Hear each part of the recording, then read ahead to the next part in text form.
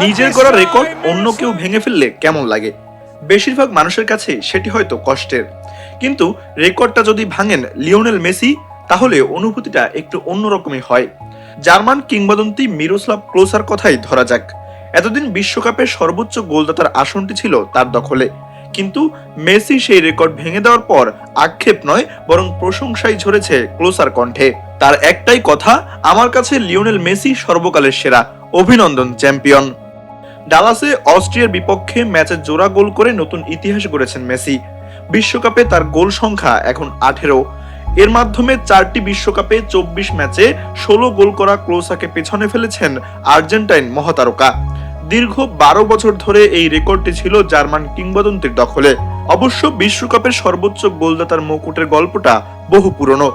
2006 বিশ্বকাপে ব্রাজিলের Ronaldo Nazario ভেঙেছিলেন German কিংবদন্তি গার্ড মুলারের 14 গোলের রেকর্ড। এরপর 2014 বিশ্বকাপ সেমিফাইনালে ব্রাজিলের বিপক্ষেই রোনালদোকে ছাড়িয়ে যান ক্লোসা।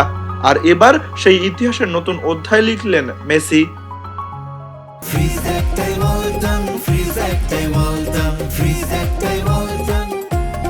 তবে এখানে একটা বিষয় আলাদা করে বলতেই হয়, ক্লোসা ছিলেন নিখাত স্ট্রাইকার, যার প্রধান কাজই ছিল গোল করা। অন্যদিকে মেসি মূলত প্লে মেকার, খেলা তৈরি করা, সতীর্থদের সুযোগ করে দেওয়া। অথচ সেই মেসি এখন বিশ্বকাপ ইতিহাসের সর্বোচ্চ গোলদাতা।